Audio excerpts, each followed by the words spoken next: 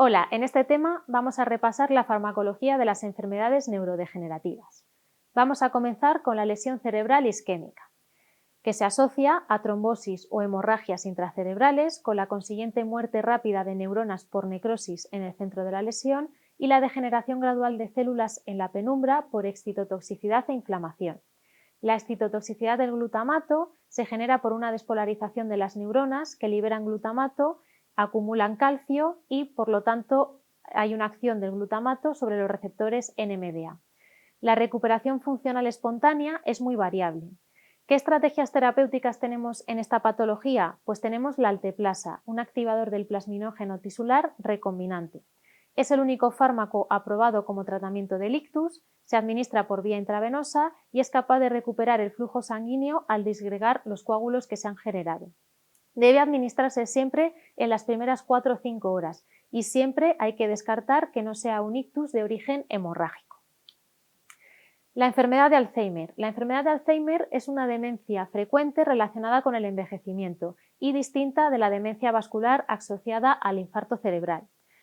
En cuanto a las características anatomopatológicas de la enfermedad de Alzheimer, solemos encontrar placas de amiloide, ovillos neurofibrilares y pérdida de neuronas, sobre todo neuronas de tipo colinérgico, de la porción basal del prosencéfalo. La pérdida de esas neuronas colinérgicas parece ser la principal responsable de gran parte de la deficiencia de aprendizaje y memoria en la enfermedad de Alzheimer. Las placas de amiloide están formadas por el fragmento A-beta de la proteína precursora del amiloide, APP, una proteína producida por la acción de las secretasas beta y gamma. La enfermedad de Alzheimer se asocia a una formación excesiva de A-beta, lo que provoca finalmente neurotoxicidad. ¿Qué métodos terapéuticos tenemos en la enfermedad de Alzheimer? Tenemos, por ejemplo, inhibidores de la acetilcolinesterasa y la memantina, un antagonista de receptores NMDA. Mejoran de forma detectable el deterioro cognitivo en ensayos clínicos, pero provocan efectos secundarios importantes y su utilidad clínica es escasa. No se ha demostrado además que retrasen la neurodegeneración.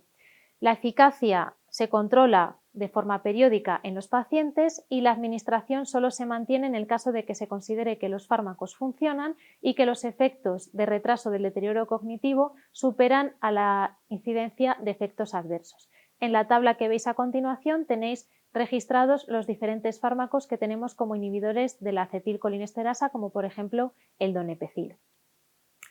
También tenemos la enfermedad de Parkinson, una enfermedad degenerativa de los núcleos basales que causa hipocinesia, temblor de reposo y rigidez muscular, a menudo acompañados de demencia y disfunción autónoma. Se asocia a la agregación de alfa-sinucleína en forma de los característicos cuerpos de Lewy. Suele ser idiopática, pero puede aparecer tras un accidente cerebrovascular o infecciones víricas o inducida por fármacos. Se describen raras formas familiares asociadas a diversas mutaciones de genes, en el caso de la alfa-sinucleína. Se asocia con degeneración de neuronas de tipo dopaminérgico, nigroestriadas, que son las responsables de los síntomas motores, y neurodegeneración más generalizada, relacionada con la demencia y la depresión.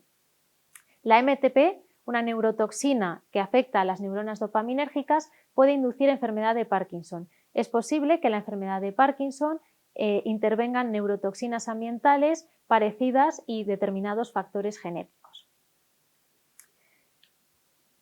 En cuanto al tratamiento farmacológico, los fármacos van a actuar contrarrestando la deficiencia de dopamina en los núcleos basales o bloqueando receptores muscarínicos. Ninguno va a influir en la neurodegeneración subyacente. En la actualidad, los principales fármacos empleados para la enfermedad de Parkinson son los siguientes: la levodopa, a veces en combinación con carbidopa y entecapona, agonistas de la dopamina, inhibidores de la MAO-B, y ocasionalmente se pueden utilizar antagonistas de receptores muscarínicos que veremos más adelante. En cuanto a la levodopa, es la primera línea de tratamiento y casi siempre combinada con un inhibidor de la dopa descarboxilasa, como por ejemplo la carbidopa. Atraviesa la barrera hematoencefálica, difunde a las neuronas y se convierte en dopamina dentro de aquellas que posean la dopa descarboxilasa. El 95% de la levodopa administrada se convierte en dopamina fuera del sistema nervioso central y es la responsable de reacciones adversas como por ejemplo náuseas y vómitos. En cuanto a su farmacocinética, se absorbe a nivel intestinal a través de un transportador, atraviesa la barrera hematoencefálica por difusión facilitada y la desaminación de la dopamina se hace a través de la MAO-B. En cuanto a reacciones adversas, puede producir discinesias y distonías que pueden agravarse con el tiempo, fluctuaciones en su respuesta, normalmente bruscas oscilaciones en la sintomatología de tipo motor. También puede tener reacciones adversas a nivel digestivo como anorexia, náuseas, vómitos. En esos casos es muy habitual utilizar, por ejemplo, la domperidona para evitar esas náuseas y vómitos. También puede producir hipotensión, alteraciones psiquiátricas. La combinación de levodopa con inhibidores de la dopa descarboxilasa como la carbidopa son el tratamiento de elección para la enfermedad de Parkinson. Estos inhibidores no atraviesan la barrera hematoencefálica e inhiben la dopa descarboxilasa en los tejidos periféricos, haciendo que se reduzcan los efectos secundarios y aumentando la cantidad de levodopa que accede al sistema nervioso central y se convierte en dopamina. Su administración conjunta con levodopa resulta muy ventajosa porque reduce alrededor del 75% la cantidad de levodopa que debemos administrar, aumentan la semivida de la misma y contribuyen a mantener los niveles plasmáticos más estables. También tenemos agonistas dopaminérgicos, por ejemplo, derivados ergóticos, bromocriptina, cabergolina, que actúan sobre receptores de dopamina a nivel del estriado, de la hipófisis, de la corteza, se administran por vía oral y tienen reacciones similares a la levodopa. También tenemos el pramipexol y el ropinirol, que son selectivos para receptores 2 y 3, mejor tolerados, no presentan fluctuaciones en la respuesta, como las que veíamos en el caso de la levodopa. También tenemos roxigotina, un nuevo fármaco administrado en parches transdérmicos, o la pormorfina, un derivado sintético de la morfina que a veces se utiliza para controlar ese efecto off que puede tener el tratamiento con levodopa. También tenemos inhibidores de la MAO-B, como la selegilina o la rasagilina. Son inhibidores selectivos e irreversibles de esta enzima, elevan la concentración de dopamina sin afectar a otras monoaminas y se suelen utilizar, por ejemplo, combinadas con la levodopa. También tenemos inhibidores de la enzima COMT, como por ejemplo la entecapona, que también normalmente se utiliza junto con la levodopa e inhibidores de la dopa descarboxilasa para evitar las fluctuaciones de respuesta asociadas a este tipo de tratamiento. También podemos utilizar anticolinérgicos, como por ejemplo la orfenadrina.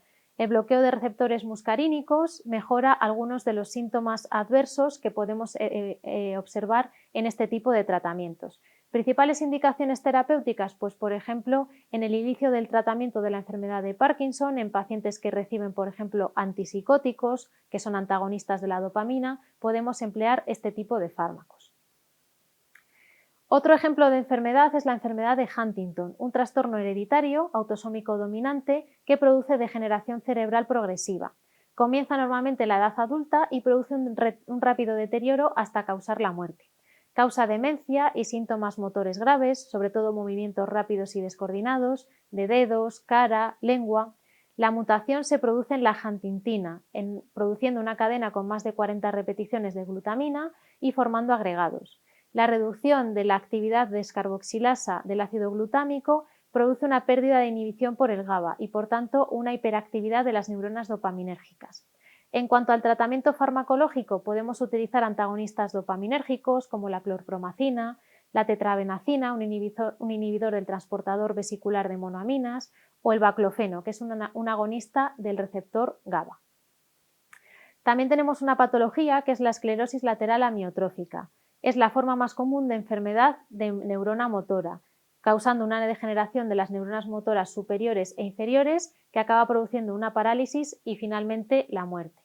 Las causas no se conocen del todo, se cree que es una enfermedad multifactorial debido a factores genéticos, factores ambientales. En cuanto al tratamiento farmacológico actual, simplemente tenemos un representante que es el riluzol, que inhibe a nivel presináptico la liberación de ácido glutámico en el sistema nervioso central e interfiere de forma posináptica los efectos de aminoácidos excitadores. Tiene escasa mejoría y por lo tanto es un tratamiento que se emplea de forma muy escasa. La atrofia muscular espinal es un grupo de trastornos neuromusculares hereditarios que producen una degeneración de neuronas motoras y atrofia muscular progresiva. Es una de las principales muertes en lactantes y se debe a un defecto genético del gen SMN1, que codifica SMN, la proteína de supervivencia de neuronas motoras. En cuanto a tratamiento farmacológico, tenemos por ejemplo el Nurinersen. Es una terapia génica que detiene la progresión en algunos pacientes. Por último, tenemos la esclerosis múltiple, asociada a la desmielinización de axones nerviosos y degeneración neuronal que provoca lesiones en el sistema nervioso central. La sintomatología suele aparecer entre los 20 y 30 años de edad, dependiendo de la localización de las lesiones. Los síntomas más frecuentes suelen ser mareo, alteración del equilibrio, problemas de visión, cansancio, rigidez muscular. Afecta al triple de mujeres que de hombres.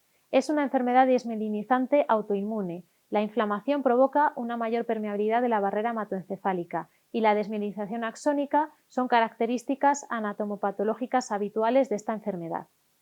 En cuanto al tratamiento farmacológico, podemos emplear glucocorticoides como la metilprednisolona, inmunosupresores como por ejemplo la azateopina, interferón beta por vía parenteral o fármacos biológicos como el natalizumab, el alemtuzumab, etc.